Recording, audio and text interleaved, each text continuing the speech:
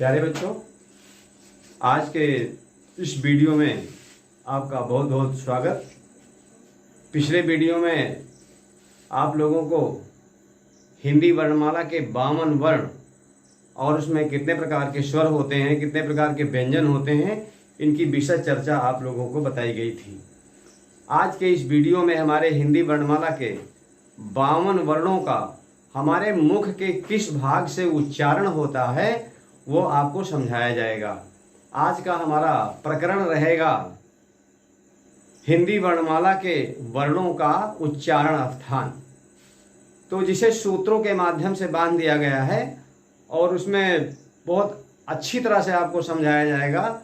एक बार सुनने के बाद फिर भूल नहीं सकते हो। तो पहला सूत्र हमारा है कि हमारे जो वर्ण हमारे कंठ से निकलते हैं, कंठ वर्ण कहलाते हैं। हमारे कंठ से उच्चरित होने वाले, जब फेफड़ों से वायु हमारे कंठ में पहुंचती है तो किन वर्णों का उच्चारण हमारे कंठ से होता है उसका सूत्र बताया जा रहा है। पहला सूत्र आपका है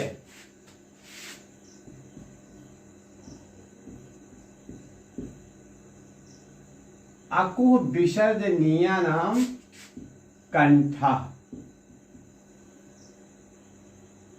अकु विसर्जनीयानाम कंठः।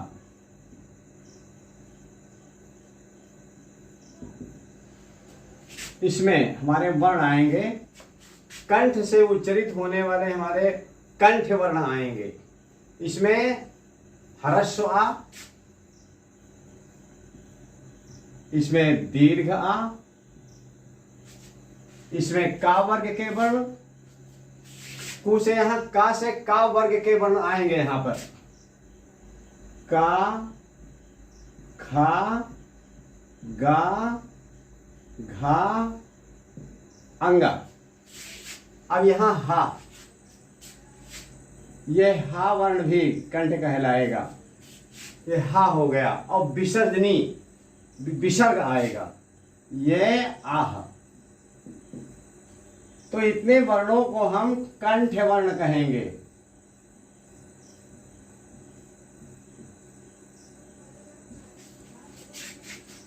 इन वर्णों का उच्चारण हमारे कंठ से होता है। दूसरा सूत्र हमारा है, दूसरा सूत्र, पहले का वर्ग कंठ से उच्चारण होगा, फिर हमारा दूसरा वर्ग है ता वर्ग, दूसरा वर्ग है चा वर्ग। लिखता चा वर्ग का उच्चारण हमारे तालु से होता है। तो दूसरा सूत्र हमारा है ए चुए शा नाम तालु। इचुईसा नाम तालु, यानी हमारे फेफड़ों से वायु चलकर के तालु में जब पहुंचती है तो किन वर्णों का उच्चारण होता है। यहां पर ह्रस्व ई, यहां पर सूत्र के अनुसार ह्रस्व ई, दीर्घ ई, फिर चा वर्ग के वर्ण चा, छा, जा, झा, या, फिर या, फिर या, फिर सा, फिर सा। तो दूसरे प्रकार के हमारे वर्ण हैं तालु, जिनको हम तालु से उच्चारण कहते हैं, इनको हम तालव्य कहेंगे। ये वर्ण हमारे हैं तालव्य, इनका उच्चारण तालु से होता है। आपकी बराबर समझ में आ रहा होगा इस सूत्र के अनुसार। फिर तीसरा सूत्र हमारा है, तीसरा सूत्र है ऋटुर्षा नाम। ऋटुर्षा नाम मूर्धा, ऋटुर्षा नाम मूर्धा। रे टुर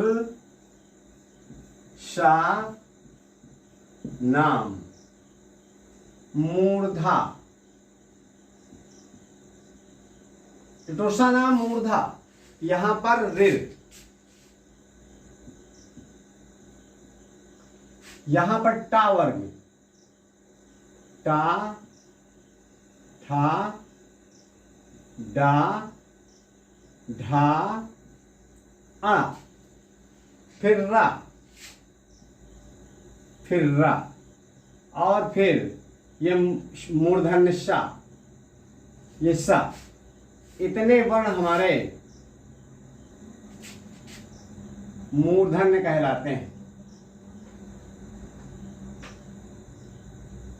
ये मूर्धन्य है, इनको मूर्धन्य वर्ण कहते हैं। हमारे मुंह के अर्ध भाग से उच्चरित होने वाले वर्ण हैं। इसके बाद में हमारा अगला सूत्र है। आप समझ में गए होंगे कि सूत्र के अनुसार जो व्याख्या की जा रही है बहुत सरल है। ये सूत्र याद कर लीजिए, सारे वर्णों का उच्चारण स्थान आपको याद हो जाएगा। तो अगला सूत्र है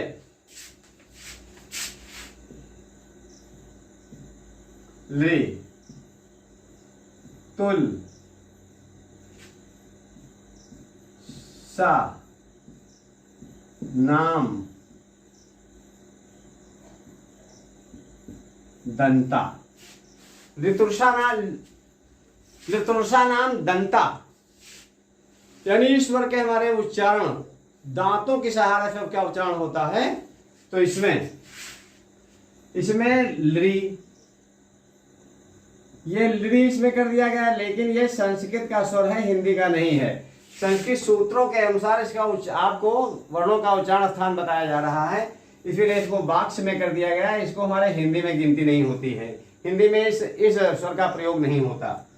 तो लृ, फिर ता वर्ग के वर्ण, ता, था, दा, धा, ना, ता था दा था ना, फिर ला, फिर ला, फिर सा, फिर ये सा, और ये वर्ण कहलाएंगे दंत वर्ण। ये दंत वर्ण कहलाते हैं, इनका दांतों की सहारा से उच्चारण होता है। तो हमारे 4 सूत्र हो गए। हमारा 5वां सूत्र है। 5वें सूत्र में बताया गया है कि ओष्ठ से उच्चारण होने वाले हमारे कौन से वर्ण हैं। तो सूत्र है उपु, पद्मा, नी या नाम। उपु पद्मा निया नाम ओष्ठो।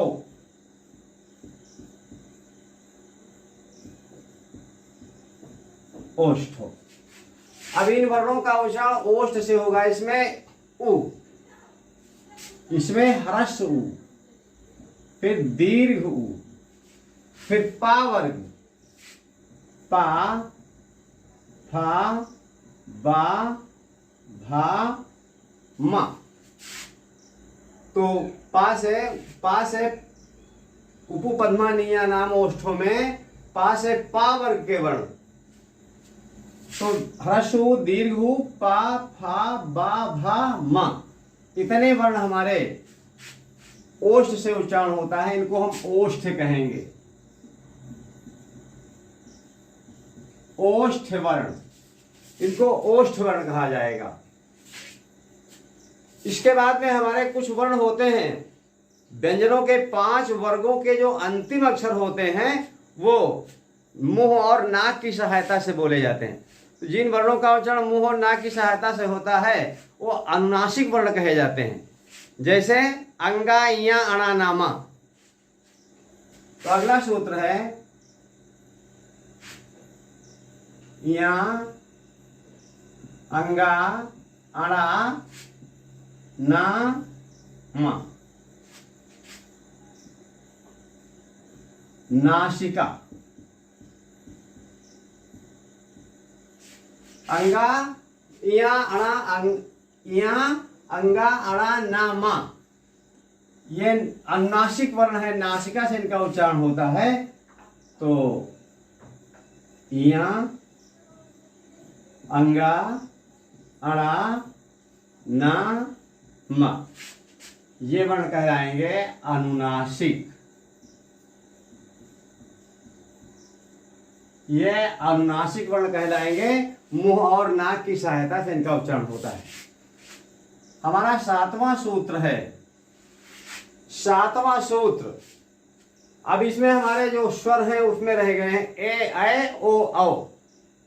तो अगला सूत्र हमारा है एदायतो।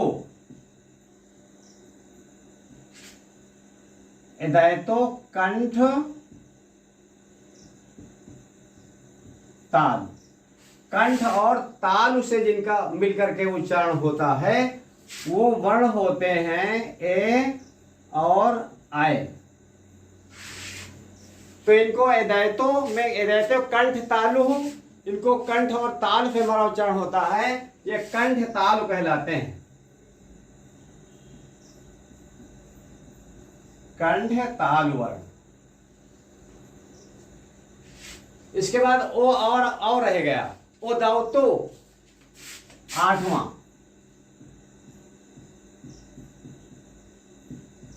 ओ दावतो कंठ ओष्ठ। कंठ ओष्ठ, कंठ और होठों के मिले जुले रूप में जिनका उच्चारण होता है तो ये हमारे ओ और औ।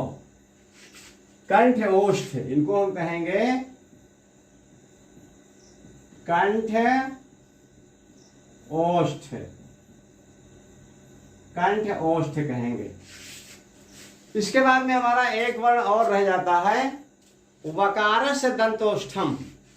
वकारस्य दंतोष्ठम 9। वकारस्य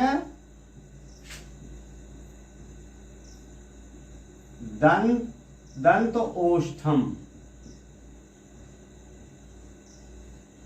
इसमें हमारा व आता है तो इस व का उच्चारण होता है दंत ओष्ठ। दंत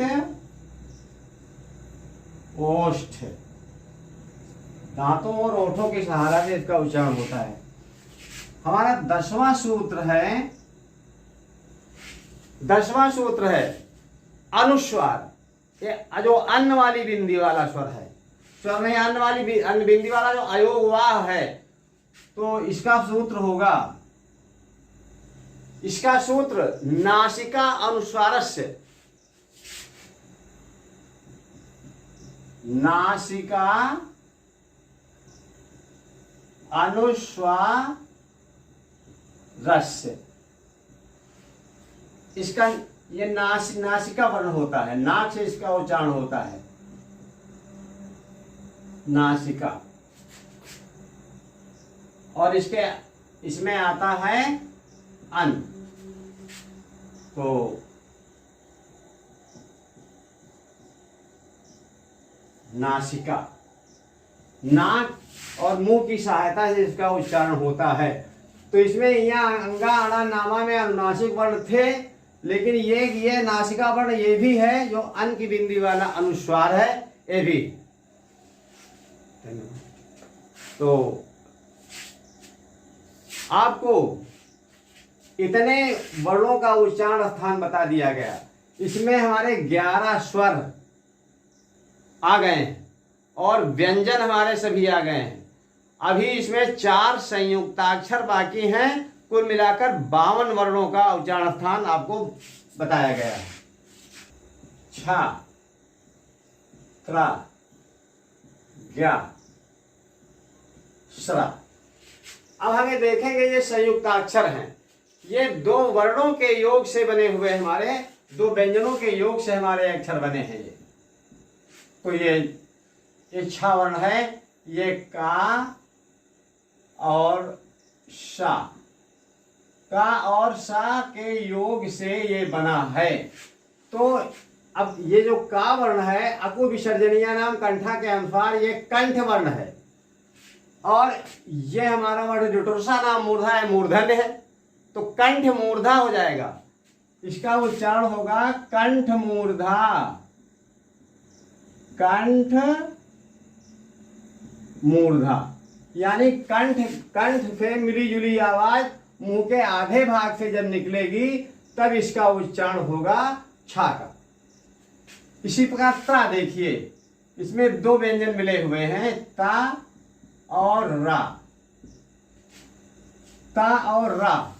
अब इसमें हमें देखना है कि ये ता वर्ण का उच्चारण स्थान क्या है। तो ता दंत है, ता वर्ण का उच्चारण हमारा दांतों से होता है, तो ता हमारा हो गया दंत। और रा का उच्चारण हमारा किससे होता है, इसको देखना है, मूर्धा। तो ये हो जाएगा दंत मूर्धा, यानी दांतों से और आधे मुख की सहायता से इस ता का उच्चारण होता है। फिर ज्ञा, जा, धन, या। अब इसका उच्चारण स्थान जा और या, ये भी तालव्य है, ये भी तालव्य है, तो इसका उच्चारण हो जाएगा तालु, तालु, तालु।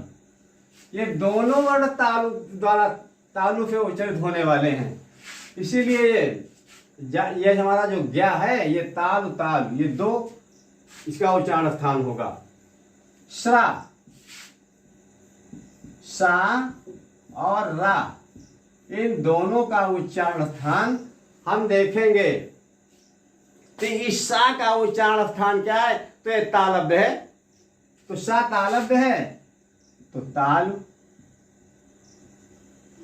और जो रा है वो रा हमारा मूर्धन्य है, रिटुरसा नाम मूर्धा, तो ये मूर्धन्य है रा, तो ये हो जाएगा मूर्धा। इसका मतलब इस छा का उच्चारण स्थान कंठ और मूर्धा है, त्रा का उच्चारण दंत मूर्धा है, ज्ञा का उच्चारण ताल तालु है, श्रा का उच्चारण ताल मूर्धा है। हमारे प्यारे बच्चों, हमारे हिंदी के 52 वर्णों का उच्चारण स्थान आपको बताया गया है आज। ये वर्ण हमारे मुख के किस भाग से उच्चरित होते हैं, ये जानकारी आज के वीडियो में दी गई है। अगले वीडियो में हम आपको हमारे 52 वर्ण कौन से सघोष हैं, कौन से अघोष हैं, और कौन से हमारे महाप्राण हैं, कौन से अल्प प्राण हैं, इसका वीडियो आपकी इस सेवा में संप्रेषित किया जाएगा। हमारा वीडियो अच्छा लगा हो तो सब्सक्राइब करें और बेल आइकन दबा करके लाइक करें, जिससे हमारा अगला वीडियो आप तक पहुंच जाए। आप सुखी रहें, आनंद रहें, आपकी विद्या हमेशा चौमुखी विकास करे और सफलता को प्राप्त